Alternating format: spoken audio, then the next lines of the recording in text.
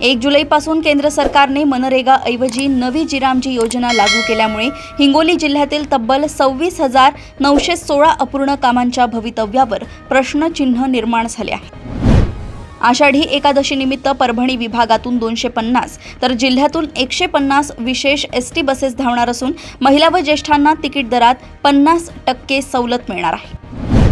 नांदेड जिल्ह्यात स्थानिक कर्मचारी व सीएससी चालकांच्या असहकार्यामुळे आयुष्यमान भारत योजनेचा वेग मंदावला असून 27 लाखांच्या उद्दिष्टापैकी केवळ 43% कार्ड तयार झाले आहेत।